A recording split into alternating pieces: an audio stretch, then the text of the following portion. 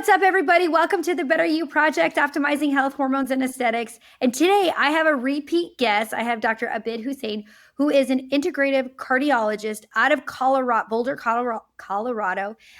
He and I got to connect probably over the last 2 years in some of the education and content development that we have worked specifically with New BioAge on. He brings a very interesting and very specialized focus in that his traditional training is in cardiology, but he wanted more. He wanted more out of healthcare and more out of his profession. And so he's widened his lens, and he is a functional integrative cardiologist, which they are rare. They don't exist. Okay. And so every time that I have a topic in this world, I'm like, I know who to ask. And so that is Dr. Abid Husain. So he has been on the podcast prior. We did a great episode, and we'll tag it in our show notes. We did an amazing episode on testosterone therapy specifically, and the cardiovascular impact of testosterone. If you are a patient of an integrative medicine patient and you're seeking out further education, I would highly suggest go back and listen to that episode. I know that I have a lot of females who listen to me. This is a must listen to episode for your husbands, because he talks about nitric oxide. He talks about the benefits on so many of the body systems when it comes to testosterone and heart health and all the other systems. So for the sake of today, we're going to talk a little bit about looking beyond options of statins. Now, we've kind of gone through this phase of statins were prescribed everywhere. Then statins got a bad rap. And now, again, and this is why I love collaborating with Dr. Husain, is that we have to look at things from different angles and really kind of dig into the research from a longevity perspective. And that's really what he did a great job of in our longevity certification, is he broke it down to the particle, and this process works on this cellular pathway. And if you're a practitioner, I highly encourage you to go watch it. I've actually watched it twice and took notes and ran my otter. So there's that. All right. Abid, are you ready? I'm ready. Yeah, okay. Thanks for that intro. Okay. That was very flattering. I appreciate it. Yeah, always. So last time I talked to you, you had just joined Dr. Yurth at Boulder Longevity Institute, or BLI, in Boulder, Colorado. And you were like literally just moved in, just starting, all those things. Catch us up. Like, what have you been up to in the last, kind of 6-8 months?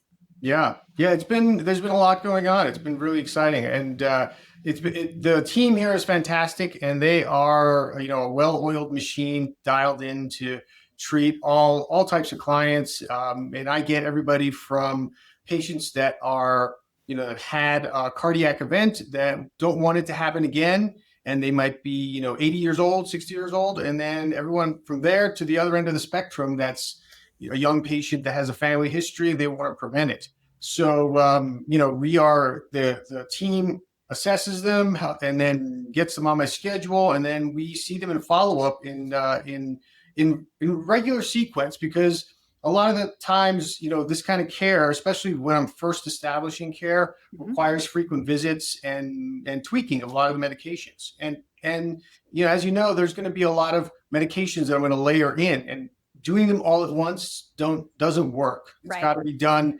slowly and methodically and, and consciously. And so the team over here is fantastic at getting that implemented.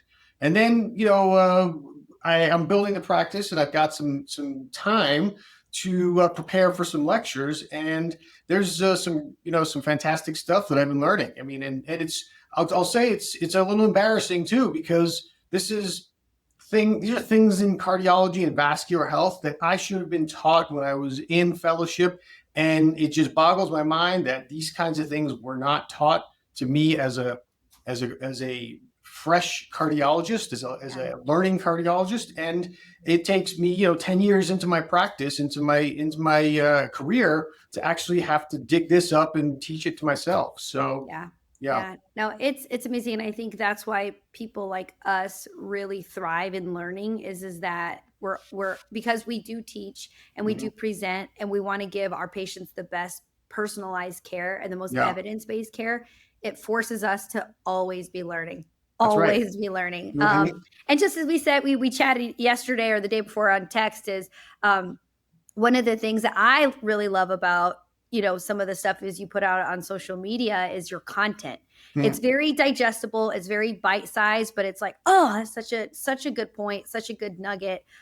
So I really appreciate that you've taken the time to put out more content like that, because it is helpful. It is super, super helpful. So for the sake of today, let's start jumping into some of these questions. And so what would you say, Abid, biggest misunderstandings around statins as far as when you see them in practice? And again, kind of like I said, I feel like when I went through, traditional school, Lipitor was kind of what we started everybody on, right? And then it's like, no, it's almost like opposite. It's like, no, everyone's come off and on their statins because they're so bad for you, right? And then it's like, well, maybe let's look at this a little bit. So can you talk to the listeners a little bit about that? I think we see this pendulum swing a lot in medicine, where we start with a medication that looks like it should be in the water, and then it swings all the way, goes from one end, swings to the other end, where people don't want to do it anymore, and everyone has a resistance to it. Right. The truth is usually somewhere in the middle. So statin medications they're not the devil. They're not evil. They have a use. They're a tool. They're something that can really have important benefits in the right person. And they're just like every other medication. No medication's perfect. It's got its side effects. And it's taken many years to find out what a lot of these side effects are. And on a cellular level, I mean, we're still learning about what statins do. But ultimately, it's a tool in the toolbox, and that's how we have to think about it. It can't be something that we put in the water, and it also speaks to how we've learned about atherosclerosis, because the thrust of what we've learned about atherosclerosis is based on cholesterol and treatment of cholesterol, and that's a flaw. I think that cholesterol, specifically LDLs, are a part of the atherosclerotic process, but it ignores many other aspects of the whole pathological development of a plaque. And the focusing on a specific medication, one medication to do it, has been the flaw, and that's where statins have led us off, because we've thought that cholesterol, LDL, is the culprit. So let's find a really specific agent that just lowers LDLs, when, in reality, it's a multi-layered process. And statins do address multiple layers of that process, which is why they do have some benefit, and which is why I think that they do have a place in modern therapy. But it's about finding the right patient, and that's also, that's also a problem I have with some of the old studies. They've just used, whether it's looking at primary prevention or secondary prevention, oftentimes they used a blanket approach to treat people with a medication like statins. And back then, they didn't have the nuance to look at who might benefit from it more than others. I think that now we are starting to find some of that nuance and determine, okay, this person may be a good for a statin and this one might not be. Right. So let's talk about explain the mechanism of how statins work, specifically on that HMG coenzyme A pathway. Yeah. So HMG coenzyme A reductase is an enzyme in the liver. It's part of the mevalonate pathway, and that's one of the pathways that we use, the pathway we use to make cholesterol. Now, that pathway is involved in making multiple other compounds, which is why when we block that enzyme, it also blocks the production of, say, coenzyme Q10, vitamin D, potentially, the cholesterol particles that then form testosterone, form other hormones, things like that. So it's involved with multiple other agents, other compounds that are necessary for cellular function. So when we block that enzyme, it will block the production of LDL in the liver, and then our liver will make less LDL to go into the bloodstream. So, and that's, not all cholesterol lowering medications are the same, which is why specific to a statin, we see lower LDLs in the serum. And then when we look at other agents, it actually can improve the clearance of cholesterol. And so there's other agents that work differently. Right. So how do you determine and maybe this would be a better question, is are there certain lab markers or certain biomarkers that you look at, or things that a patient tells you in their family history that, listen, we can do all the lifestyle stuff, but Mhm. you would probably be best served more with a statin therapy? Mhm. Uh, when we look at the specifically in the biomarkers, it's going to be whether there's inflammation associated with that LDL. That's usually the key marker that we identify right now.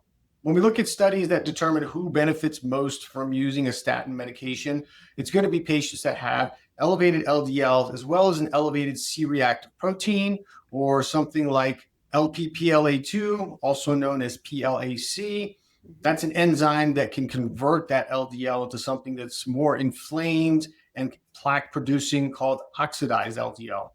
So looking specifically at the LDL and cholesterol is not enough, because there's a lot of people that can have elevated LDLs and they may not be the type that's prone to causing plaque. And that's where we start to make the different distinction here.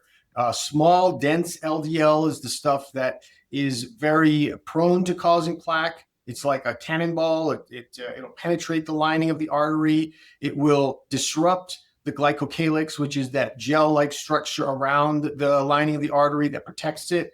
And then it's more prone to be turned into something inflamed. Larger buoyant LDLs are not like that. They're like beach balls. They bounce around, nicely. It's like at a concert when you see a beach ball floating around, everyone just kind of bats it. It doesn't really hit the ground ever. That's what these types of big LDLs are like. They just bounce around through the artery. If they do grab onto the lining, it will transfer the cholesterol quickly, the LDL, what's inside the LDL, and then it'll be used for something, and that might get might get excreted or metabolized. But it's a much different type of LDL, and it's also an LDL that doesn't cause or is not nearly as atherogenic. Perfect. Perfect. Can you talk a little bit about family history? Mm-hmm. What impact would that have in your decision making? When I'm looking at family history, the first thing I want to determine is if they have LP little a. So lipoprotein little a elevations are a hot topic right now. That's it's a protein that sits on the outside of the LDL, and that protein actually makes the LDL stick to the wall of the artery a little bit more. It makes it a little stickier, sticks to the wall a little bit more readily, a little more aggressively. Um, so that's often something that's genetically determined and often implicated in heart disease that runs in the family. There are many other genetic contributors, but that's the one that's easily identifiable with a blood test and not really with a gene test. And that's something that once we identify that, unfortunately, there's no active therapy or right now, and there's no lifestyle change, either with diet or exercise, that you can do to reduce it. But it is a hot topic right now because there's a lot of pharmaceutical companies that are looking to focus on a specific medication that lowers it. Mhm. The problem with that is that we don't have any outcomes data. We don't have any real data that says lowering it makes a difference to people's lives or reduces events. Are we just chasing a number, or are we actually doing some good? The other thing is, the LP little a has a role. When we look at it from an evolutionary standpoint, it was used to help deliver healing products to areas of injury. And so, is that something that we want to inhibit? Whole heart, as a Right. sort of blanket treatment. I think there's a lot of things that we need to still discover about LP little a before we jump into a treatment for everybody that's got an elevation. Because there are people that have LP little a elevations that don't have heart disease. But if you do have heart disease and you have an LP little a elevation, that's probably someone that we want to focus on treating it. Yeah, no, that's perfect. Can you tell? So I have a lot of patients who we call it the longevity panel, but it's ultimately a Boston Heart. And I know I've shared like crazy Yeah. ones with them, like, "Abid, look at this." Um, can you tell us a little bit about what impact statins would have on the ApoB part of it? Yeah. So let's take a step back and let me explain what ApoB is. Apolipoprotein B is a protein that sits on the outside of the LDL particle. It's what is the characteristic of the LDL particle, and is also on another part of cholesterol carrying particle that comes directly from the gut, chylomicron. So two different ones that have ApoB, and Apo. So there is usually one ApoB particle per LDL, and it's the protein that helps the LDL grab onto the lining of the arterial wall. Now, we just talked about LP(a). It does a similar thing, but LP(a) does it even more aggressively, and it's an additional protein. So when we look at LDL particles, they can have LP(a) or they cannot, but every LDL particle has an ApoB on it, and so it's the particle that is directly associated with transferring the cholesterol and has better data to tell us what has more atherogenic potential, more potential to cause a plaque.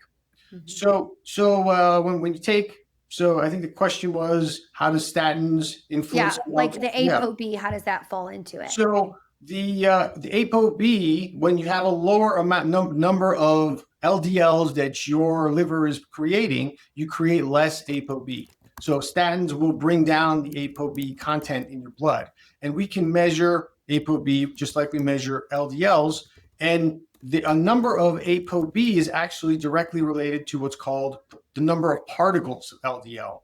And the particles of LDL, instead of the mass, so mass meaning just the total amount of cholesterol, and the particles meaning the number of little particles that the amount of little LDL particles. The more of those little particles you have, the higher your ApoB will be, and that will tell us that you might have a lot of little small dense LDLs.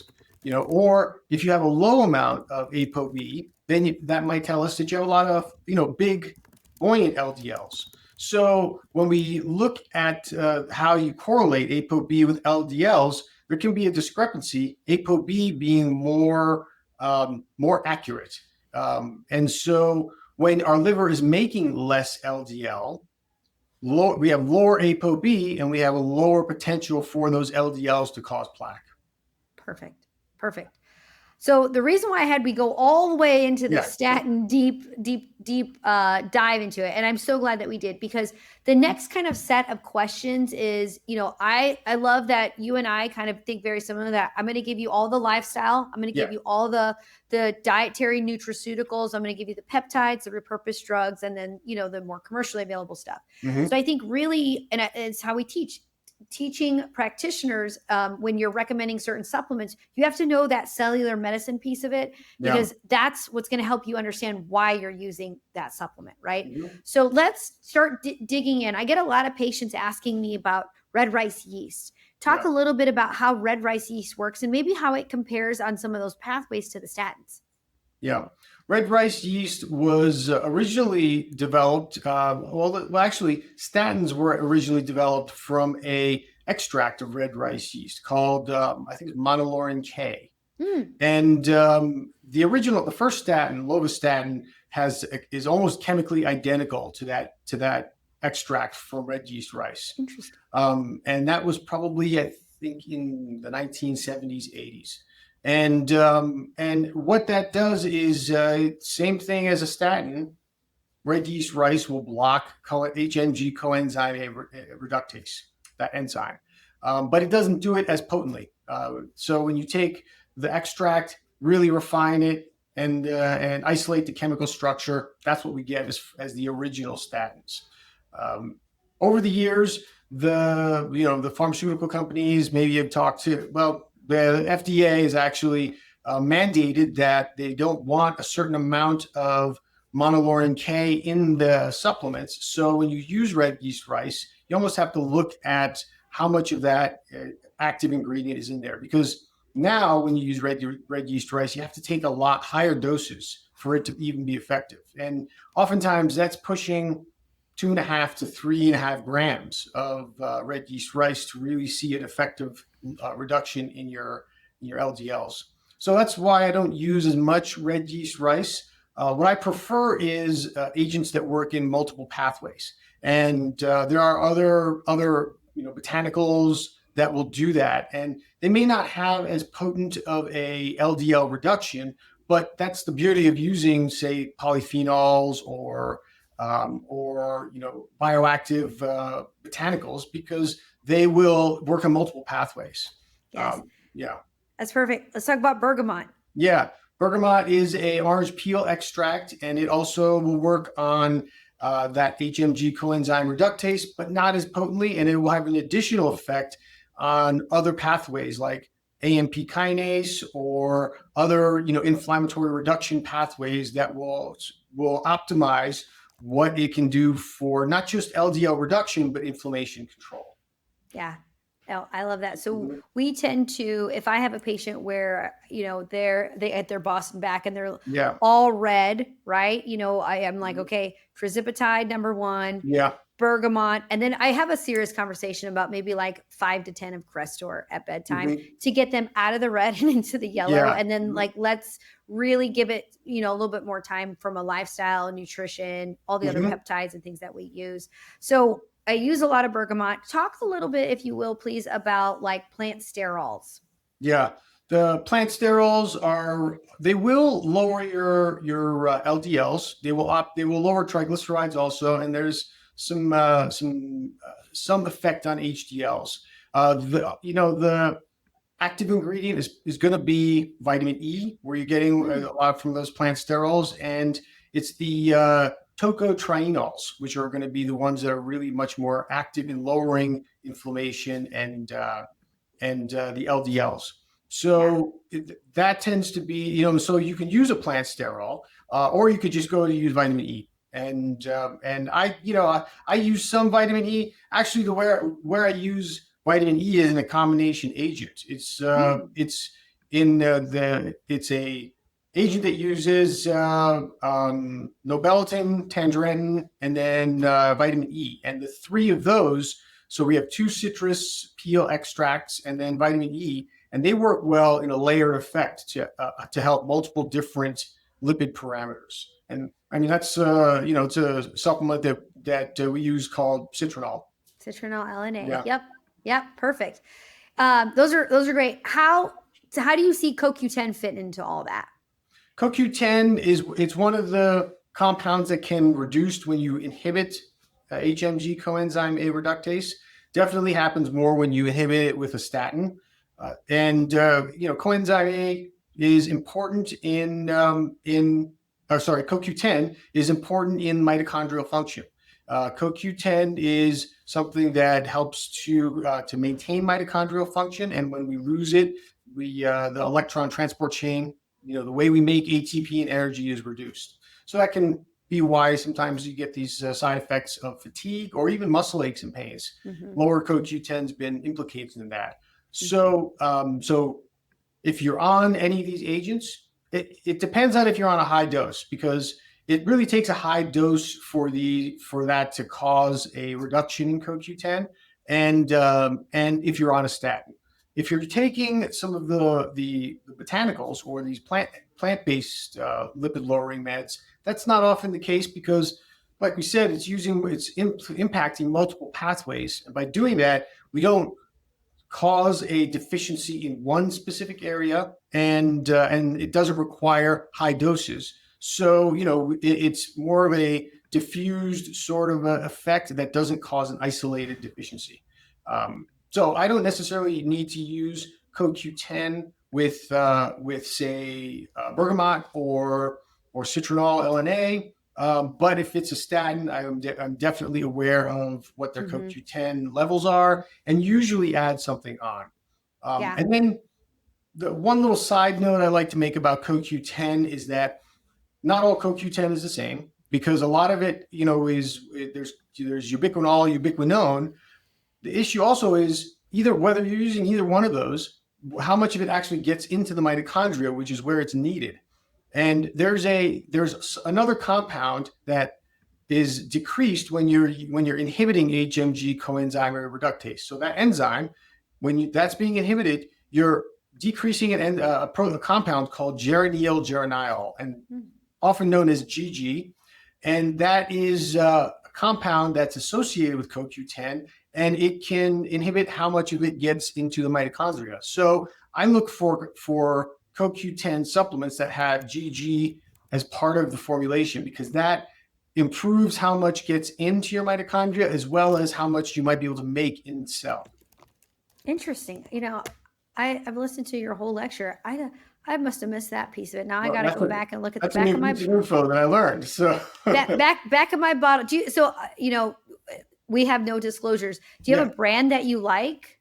Because I'm looking at the one that I use, and I'm not. Would it say GG on there? It'll say it in the label, geranyl, geranyl, and there's two. One is Designs for Health has one. Oh, perfect. Okay. It's called QNOL, QNOL or something. Yeah. And there's 100 and 200. So, there's, and that's just the strength of CoQ10 plus GG in it. But perfect. So that's something that I've been going to more, because there's a process that is called protein prenylation, which is something else that gets inhibited by statins in that pathway. And that's also another, that's a whole other rabbit hole. But using this supplement also helps to support that pathway. How do you say GG again? Geranyl, geranyl. That's what it is. Jerry and Gerald. Okay, yeah. Got it. Jerry Geranyl. Okay. Listen, now I'm going to sound real smart. Like, listen to what Abid told me. Yeah, that's good. It's good. All right. Last one that I have on my list of nutraceuticals, like niacin. Mm-hmm. I learned something actually fairly new about niacin. Is I had a Dutch test where a lady came back and she was over methylating, like that 2-methoxy was, she was just like, up on that dial, over methylation.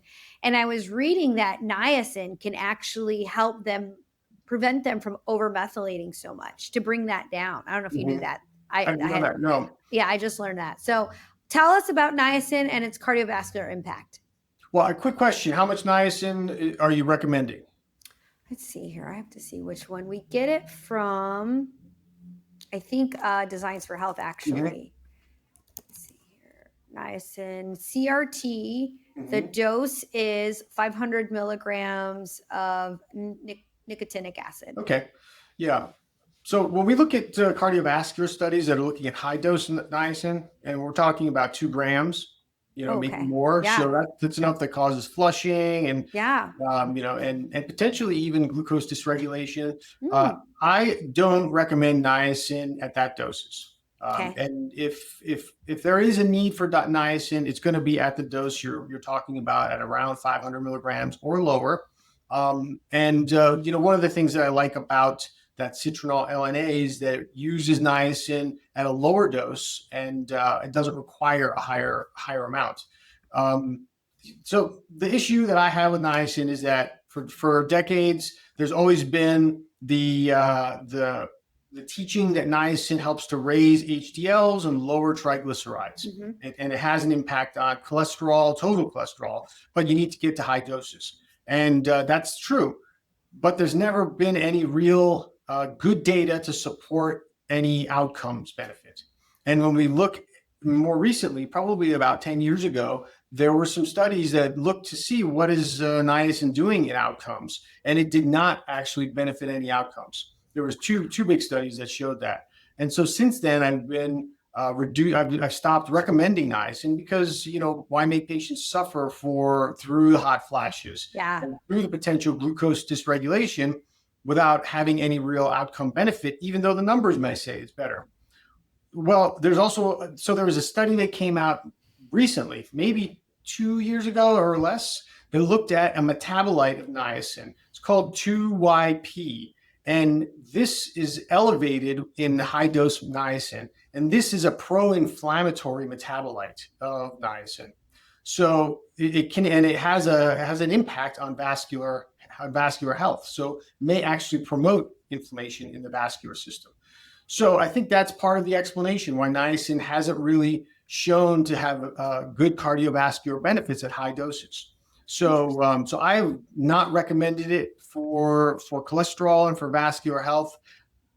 when we're talking about methylation or we're talking about other processes that may benefit from niacin at lower doses, I think you're okay. And 500 milligrams or less, I think is acceptable.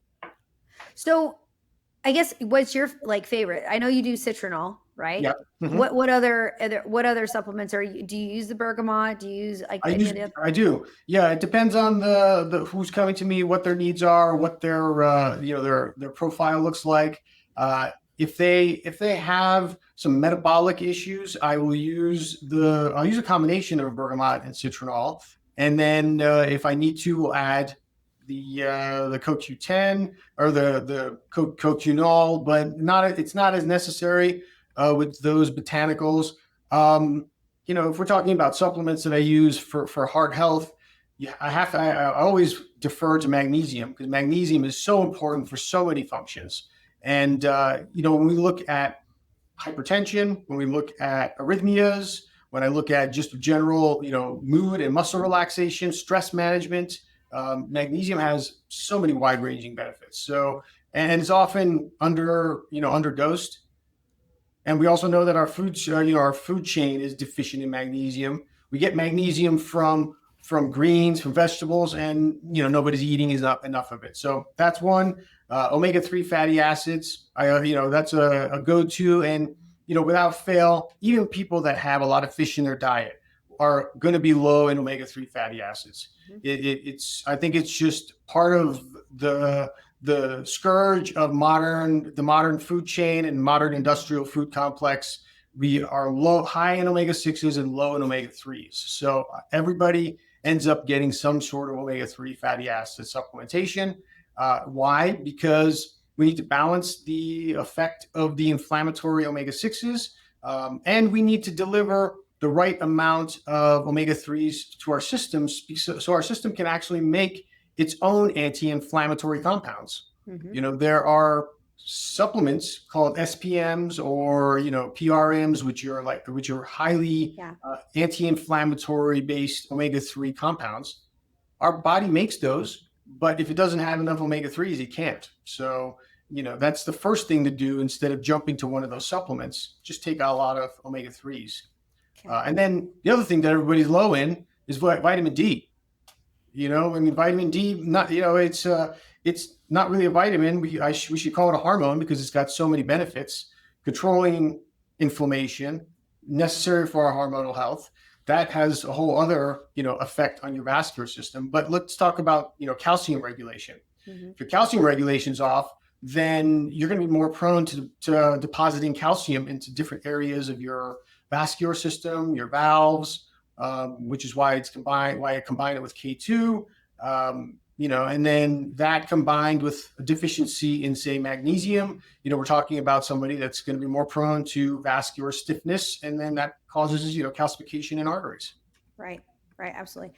So, you and I love some peptides. Do you ever think that tirzepatide or semaglutide will ever be the first line of management for hyperlipidemia? Because it's an injectable, I don't think so. I think that's the big blockade right now. If there is an oral agent, it might be, but I do think that it should be thought of hand in hand when we think about cholesterol abnormalities, because what happens with cholesterol is that cholesterol often follows inflammation. So if someone is highly inflammatory, their cholesterol is going to be elevated. And so we can treat that, meaning the cholesterol and LDL, but it doesn't address the inflammatory problem. And that can be something as simple as a cardiometabolic problem. It could be a glucose dysregulation problem. It could be a cellular problem in the mitochondria. And something like tirzepatide or semaglutide is ideal for addressing that.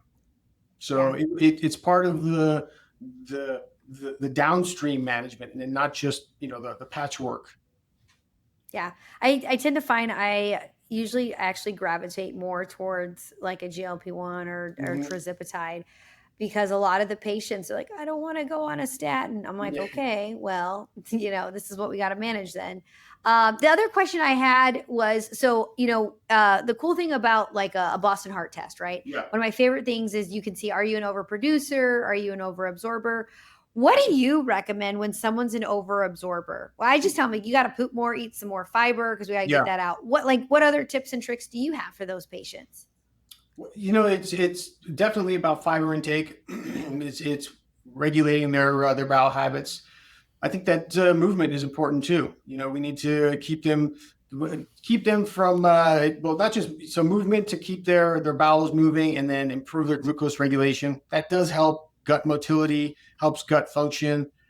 We also want to take a look at their bile acids. Secondary bile acids. If their liver is not functioning well enough, then they won't be able to make enough bile, and that can cause LDLs because we use bile as one of our excretion methods to get rid of the the cholesterol from our liver. Right. Cholesterol comes back to our liver, toxins come back to our liver, and we get rid of it through our bile.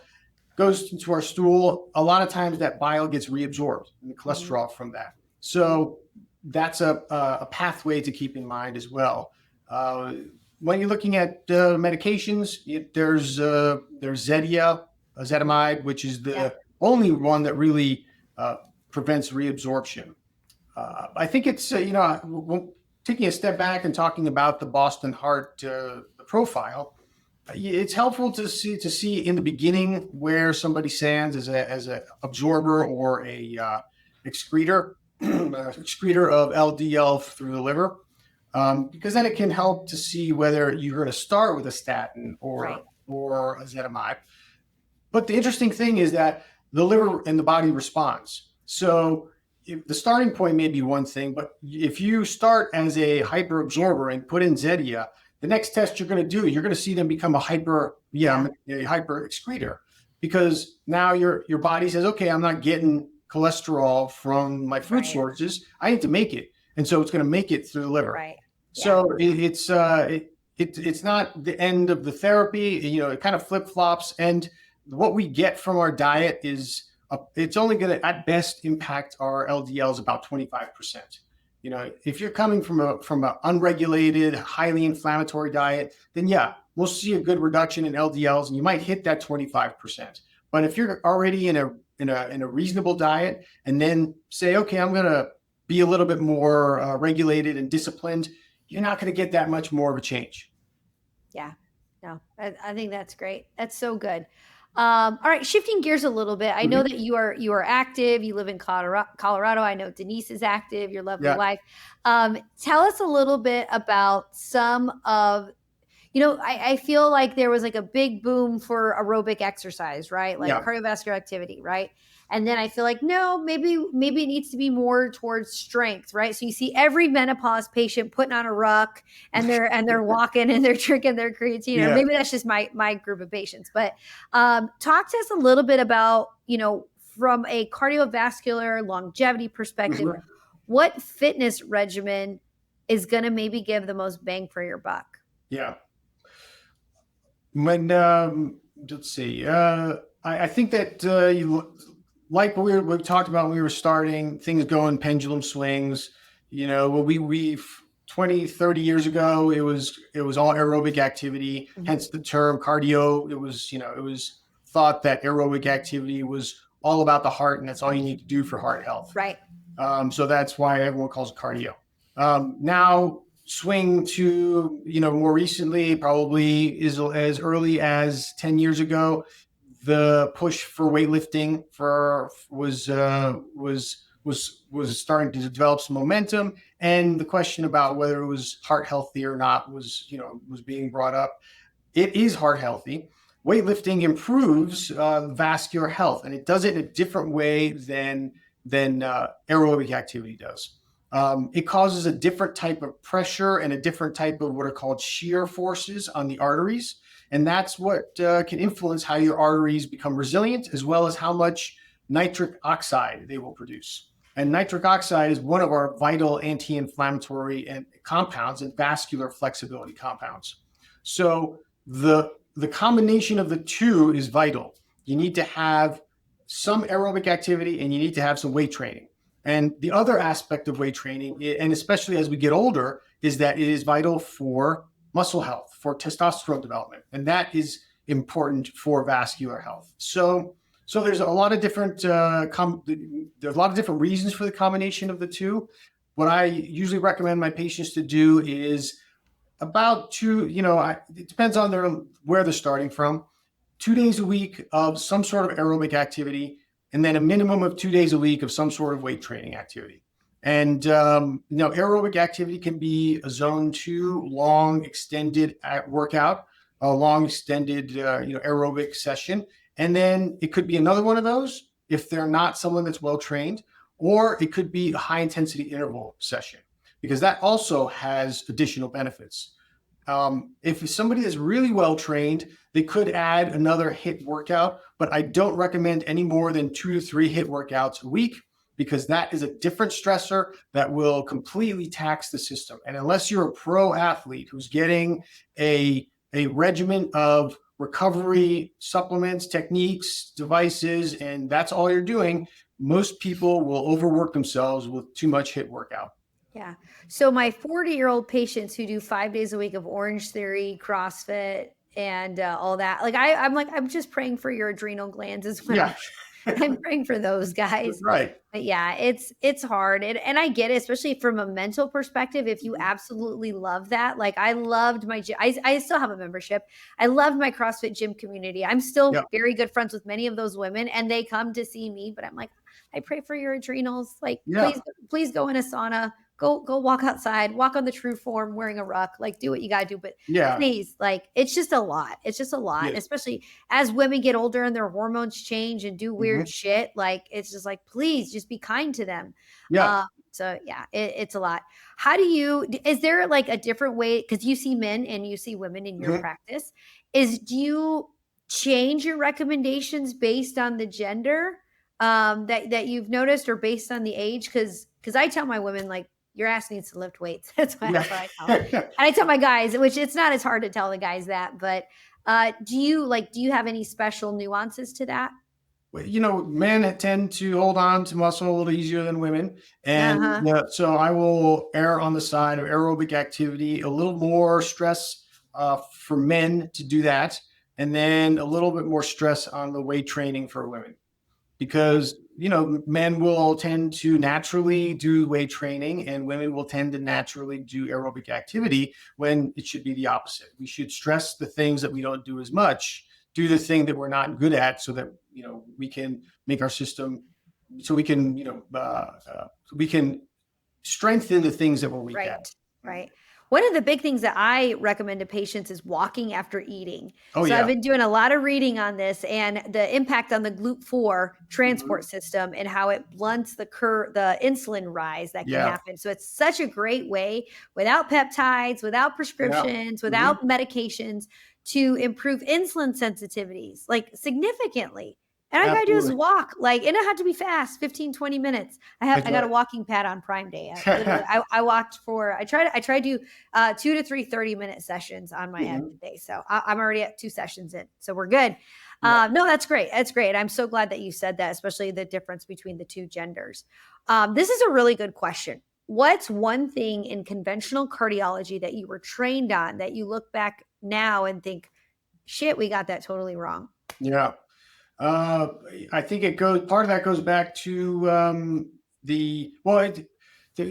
could be a lot of things. I think I think it goes back to statins. I think it's I think we've overtreated population when it comes to statins, and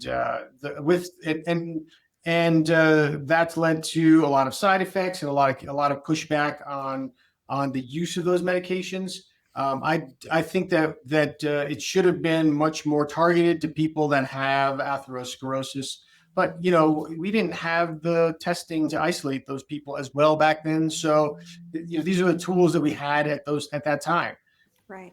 When I was in training 20 years ago, when I finished, that was the only tool we had. That niacin, maybe some Gymfibrazil or some some triglyceride lowering medications, but there wasn't much that we could do for a preventative standpoint, in addition to diet and exercise. When we look at it now, there's just so many different options that we, to know which ones of those options to use, we have to do some specific testing and really think about, in a nuanced way, what's causing these problems for people. So I think that's the thing we got wrong. This siloed thinking that it's a one medication answer when it's a multi-medication solution. Yeah. And not only that, lifestyle, nutrition, Yeah. stress, your adrenals, are you pooping? All There's of it. so many systems. Okay. Now these are going to be kind of like roulette questions because Okay. I know I'm taking up so much of your time. That's all right. Your top 3 lab markers that you love to run to assess cardio. So these are lab markers. I know I will not clearly, just like straight up blood. Yeah. What are they? So let's see, it's going to be, if I had to be limited to 3, it would be small dense LDL, oxidized LDL, and then CRP. Ooh, I love it. We check all those on our longevity panel. Yes. Perfect. And then my next question is, what should someone ask their cardiologist prior to starting a statin? Yeah. They should ask them, what is it in addition to my LDL that makes you think I need this medication? Ooh, that's a good one. Okay. Next, I'm going to paint the picture. Okay. You're in your practice. You're living your best life. Patient comes in. She's 45. She's overweight. You get her cholesterol panel back. Her oxidized LDL is high. She's inflamed. Her small dense is heavy. Her ApoB is elevated. Her LDL is, let's say, 160, right? What is the perfect stack that you would start her on? And I mean, from peptides, supplements, prescriptions, like, what would you do? All right. So we got to get her moving. That's the first thing, right? We want to get her moving. We want to get her active, and ideally, so that's the primary thing, because if we don't do that, none of the other things are going to work as well. I want to check her hormones, make sure she's got enough of the hormones to support muscle development and energy activity, whether that's thyroid, testosterone, make sure her estradiol is in order for vascular health. And then if she's inflamed, if her LDLs are high, I'm worried about a vascular event, so I want to do something in the short term, which is I'll start potentially a statin. I'll do it at low dose. Or if she's resistant to that, bergamot and citronal. Controlling the inflammation is the first order of business. So aspirin, omega-3s, vitamin D, depending on what else is there, we may want to add colchicine or something like that if there's vascular inflammation, if there's plaque that's inflamed, but maybe not that immediately. Then a GLP-1, right? Because a GLP-1 is going to reduce inflammation. It's going to help the blood glucose. It's going to help with weight loss. I mean, that's our key agent right there. That in addition to the diet and exercise. So that is the beginning stack, along with hormones. Get them moving, get some weight loss, and then if they want more muscle development, they need more weight loss, then I'm going to use a GHRH, a GHRP. A lot of that depends on how they respond to that basic stack, and then once we've got the weight loss and we've got the metabolism under control, I'll probably withdraw the statin and see what the numbers look like, and see if there's a need for her to stay on that. Retest the inflammatory markers, and then determine if it's still a need. That's awesome, because that's very similar to what we do. So, yes. Took your certification class, and I feel like it's sticking. So this is good. All right. Last kind of little couple questions here. Yeah. I think we've talked about the Oura Ring once before, maybe when we were at Calm and you're like, no, I feel like if I had a bad score, put me in a bad mood. Or that might've been Chris. I can't remember if that was you or Chris. But I was like, come on guys, join my circle. What would you say are your top biohacking apps, devices, tracking tools that you like for heart health?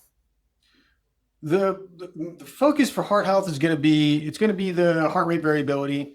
It's going to be overnight oxygenation. And I think it's ones that give us a stress parameter, an idea of what our daily stress is. I like the Oura Ring. It's going to have all of that. I take it with a grain of salt also because specifically with heart rate variability is very individualized. Not everybody falls in the same range. So, someone like me, I have a low heart rate variability, for whatever reason, high strung individuals or highly, high performing individuals tend to have lower heart rate variabilities because we function on a sympathetic nervous system. We have a sympathetic sort of adrenaline drive. So that's not the same as maybe the regular population. And so it's very individualized. And what I look at is the ranges. How much does it change within my specific range? And if there's not a lot of variation, then that needs to be addressed. Because that does correlate with cardiovascular events and poorer cardiovascular health. So it's not just the number, but how much it changes. And then sleep oxygenation, sleep quality. If we're not getting enough oxygen, you need to see a sleep study physician because that's vital. Imagine not getting enough oxygen for 8 hours of your night, for 8 hours of your day. I mean, that's like suffocating yourself. So that's going to be, that's associated with so many problems, everything from dementia to heart disease, hypertension, everything. And then, so oxygenation is important. Stress management. If, our day-to-day stress is not regulated, it's going to affect, again, everything. It's going to affect your adrenals. It's going to affect your gut health. It's going to affect your cardiovascular health. I mean, we live in an overly stressed society, and its implications are much farther reaching than I think we've ever realized. And it's important to see it in numbers, so that it's not just something that you might be feeling, or you might write it off to, oh, this is just life. No, I mean, life is causing you to deteriorate quickly. So you need to change what it is that you're doing if that's the case. Right. And we see that a lot too with men and women with libido. They're like, I can't have an orgasm. I'm like, well, you're running on adrenaline all the time. And, like your body's like, no, we can't be procreating right now. Like, we're just trying to survive the day-to-day stuff. Yeah. So I tell the women, like, no wonder you can't do that, is because, you're taking care of mom, you're taking care of your kids, you're trying, it's just a lot. It's a lot. I know I've got like 5 minutes. I can literally ask you so many questions. What are your thoughts of cold plunge sauna from a cardiovascular perspective? One better than the other? Yeah. Overhyped? Like honest Abid answers here. Yeah. I think the cold plunge can be associated with a jump in your blood pressure. So if you have an issue with high blood pressure or even, anything that's going to be impacted by a higher adrenaline tone for those few moments, you have to consider a cold plunge with a grain of salt. I do like it. I do like a cold plunge. On the other hand, the sauna, it's a different type of stress on the heart. It dilates the arteries and can cause your heart rate to go up. Doesn't necessarily cause a increase in your blood pressure, but it causes the heart to work harder. And there are valvular problems that can be detrimental to that, or can be problematic for a sauna. So there are a few caveats there. I do like I like the sauna a little bit more. I think that the shock and the boost in the blood pressure is it might be a little bit challenging, and I like the idea of the cardiac output going up, working out the heart in that way. And then in the mechanism also, you're stimulating what are called heat shock proteins. Those are different from a sauna.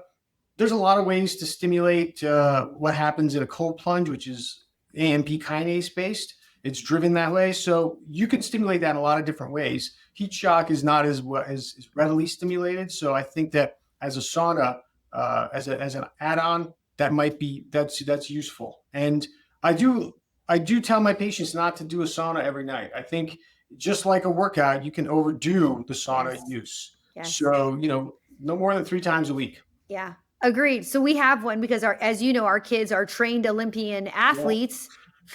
Yeah. And so my first cold plunge experience, Denise, your lovely wife, actually talked me off. I'm like, I can't do it. She's like, you can do this. And she did it with me. Yeah. And I actually, so for females, especially menstruating women, again, I go back to their adrenal glands. And so my husband, he's like, are you doing cold plunge this morning? I'm like, no, I'm in the luteal phase of my cycle. Like I gotta be like real, like, meditation, yoga. I can't do anything stressful. Yeah. But yes, so we do that. But yes, Denise was like, you got this. She was a trooper, man. She's like hardcore, but basically baseline, she's a very calm person. Mhm. Like she's so zen that her body can tolerate that because she doesn't seem like an overly stressed person. You're laughing. You're like, oh, I see her home. No, Yeah, she's yeah. super calm.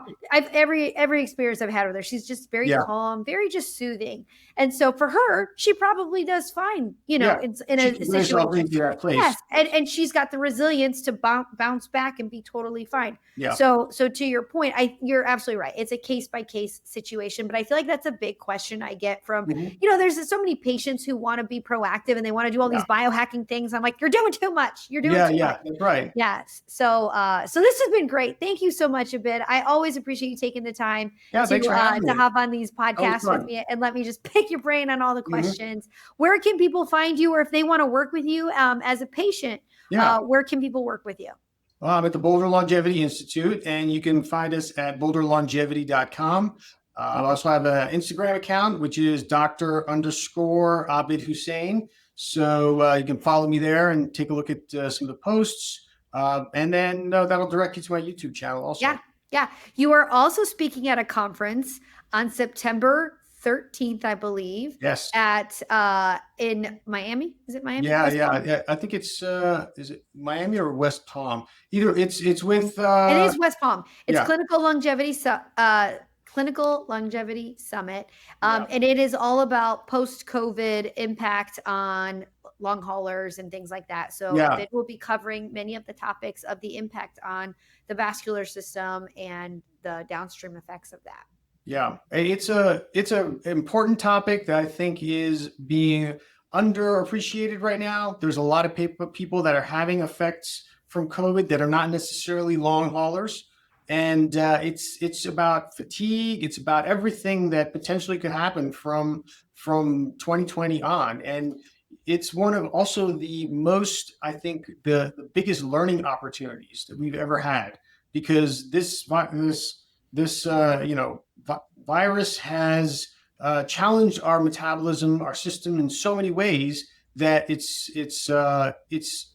forced everybody in the medical community that's aware of it to really understand how our metabolism and our cells work. So yeah, it should be a great conference. All right. Well, thank you so much. I'm sure we'll have you on again. I feel like the good times keep on coming here. But all right, we'll tag all of your contacts and all of your website and all that information in the show notes, as well as on the Instagram. Thank you. Thank you.